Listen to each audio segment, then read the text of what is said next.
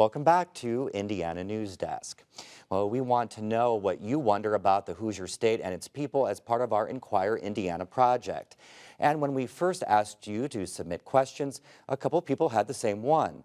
Aaron Say asked what major milestones or factors contributed to Indiana becoming one of the most conservative states in the USA. And Kevin Howell asked, why is Indiana so red? We posed those questions to a Hoosier historian. I think most people think today it's a conservative state. In some ways it is. I think Indiana is more a moderate state that has shifted one way or the other, liberal or conservative, a little bit over our 200 plus years. Part of Indiana's culture comes from the first generation of pioneers who settled here in the very early 1800s.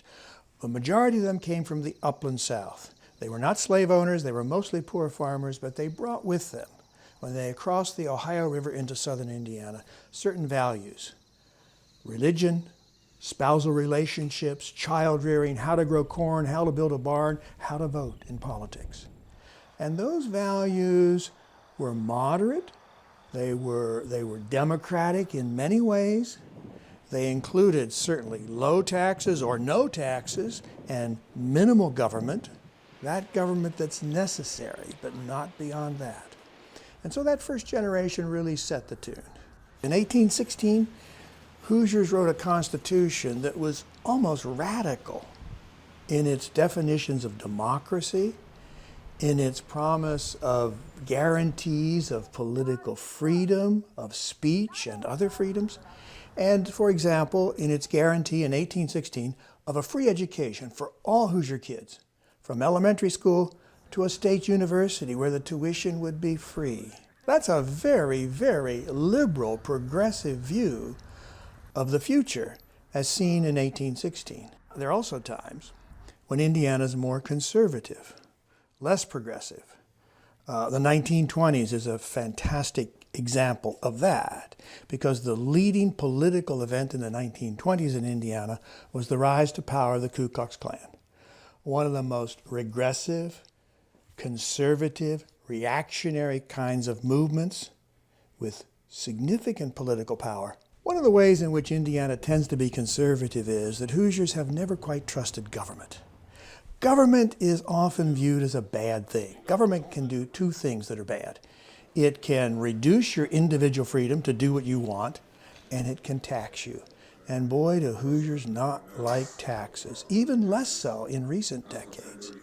That means small government, inexpensive government, and that tends to meet a conservative or moderate approach to the problems of the general welfare of the people. Another liberal progressive moment is with the election of 1960. In response to all sorts of things going on in our culture, the beginnings of student movements, of civil rights, of women's movements as we came to see them later on. But in 1960, Hoosiers elected a fairly liberal Democrat as governor, Matt Welsh. They elected that same era as senator, Birch Bayh.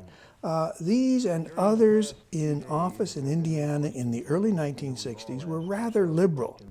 There are other times when conservative politics and ideologies have been more powerful. The 1950s, the era of McCarthy, the era of small government and low taxes. And again in the 1990s, when Indiana became almost obsessed with lowering taxes, with not providing public services that would increase the state's budget. A conservative social ideology and policy that began in the 1990s and came to flower in the administration of Governor Pence, who really has been, perhaps in many ways, our most conservative governor in recent years. We now have a governor who's not quite as conservative, especially on the social issues, more willing to return to what I see as traditional Hoosier values of allowing people to decide for themselves who they want to marry, what their personal lives are all about, rather than having government interfere. I think Indiana in America is now moving in a somewhat different direction, maybe a significantly different direction, away from some of the moderate or conservative politics, away from some of the hot-button social issues that have so occupied our attention and time in recent years.